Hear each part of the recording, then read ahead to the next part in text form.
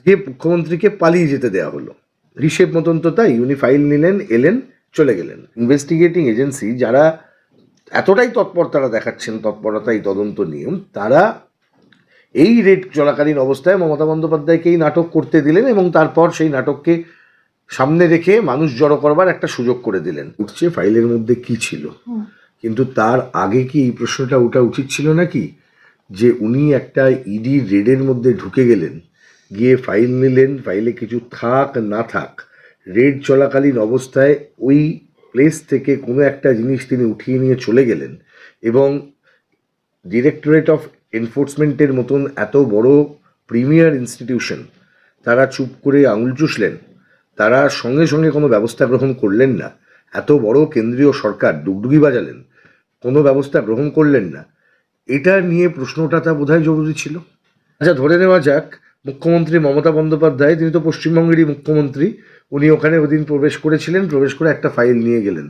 এতটা সময় ওই প্লেস অফ অকারেন্সের অবস্থা কি? বাড়িগুলো কি সিজ করা হয়েছে, সিল করা হয়েছে?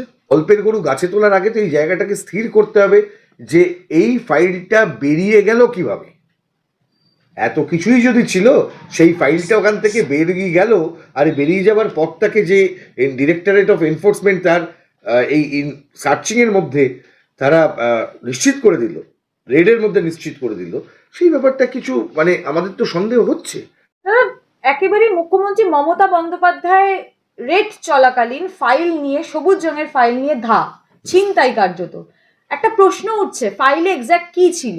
ফাইলে কি মুখ্যমন্ত্রীর মানে প্রাণভোমরা কিংবা অভিষেক বন্দ্যোপাধ্যায় ফাইল নিয়ে উনি ছুটলেন, এই প্রশ্নটা উঠছে ফাইলের মধ্যে কি ছিল, কিন্তু তার আগে কি এই প্রশ্নটা ওঠা উচিত ছিল নাকি যে উনি একটা ইডি রেডের মধ্যে ঢুকে গেলেন, গিয়ে ফাইল নিলেন, ফাইলে কিছু থাক না থাক, রেড চলাকালীন অবস্থায় ওই প্লেস থেকে কোনো একটা জিনিস তিনি উঠিয়ে নিয়ে চলে গেলেন এবং ডিরেক্টরেট অফ এনফোর্সমেন্টের মতন এত বড় প্রিমিয়ার ইনস্টিটিউশন তারা চুপ করে আঙুল চুষলেন, তারা সঙ্গে সঙ্গে কোনো ব্যবস্থা গ্রহণ করলেন না। এত বড় কেন্দ্রীয় সরকার ডুগডুগি বাজালেন, কোনো ব্যবস্থা গ্রহণ করলেন না। এটা নিয়ে প্রশ্নটা তা বোধহয় জরুরি ছিল। আজকে মুখ্যমন্ত্রীকে পালিয়ে যেতে দেওয়া হলো। হিসেব মতন তো তাই, উনি ফাইল নিলেন, এলেন, চলে গেলেন এবং তারপর উনি গিয়ে কোর্টে চলে গেলেন। তৃণমূল কংগ্রেস দলের পক্ষ থেকে কোর্টে মামলা হলো না। পরের দিন দেখা গেল রাজ্য সরকারের একজন মন্ত্রী কোর্টে উপস্থিত, নানাভাবে আদালতকে প্রভাবিত করার ভয় দেখানোর চেষ্টা চলল। তারপরেও 2-3 দিন কেটে গেল। আচ্ছা, ধরে নেওয়া যাক মুখ্যমন্ত্রী মমতা বন্দ্যোপাধ্যায়, তিনি তো পশ্চিমবঙ্গেরই মুখ্যমন্ত্রী, উনি ওখানে ওদিন প্রবেশ করেছিলেন, প্রবেশ করে একটা ফাইল নিয়ে গেলেন। এতটা সময় ওই প্লেস অফ অকারেন্সের অবস্থা কি? বাড়িগুলো কি সিজ করা হয়েছে, সিল করা হয়েছে? যে রেড হচ্ছিল সেই জায়গা কি সিল করা হয়েছে, নাকি সেখানে দপ্তর চলছে? এই প্রশ্নগুলো আমাদের সামনে আসার দরকার। হাইকোর্টের সামনে যখন মামলা গেল, হাইকোর্ট সেই মামলা শুনানি করতে পারলেন না। আমি যাচ্ছি না হাইকোর্ট ঠিক করলেন কি ভুল করলেন, সেটার জন্য আপিল আছে, সেইটার জন্য অন্য পদ্ধতি আছে, সেই পদ্ধতিতে যা হবার হবে।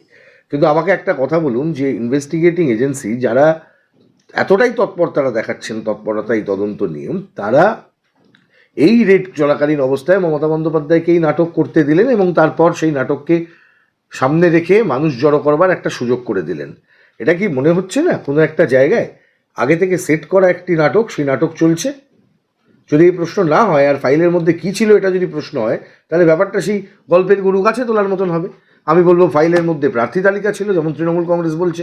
আবার কেউ বলবেন না না না ফাইলের মধ্যে আইপ্যাকের সঙ্গে রাজ্য সরকারের যে সমস্ত যোগসাজশ তার ডকুমেন্টস ছিল।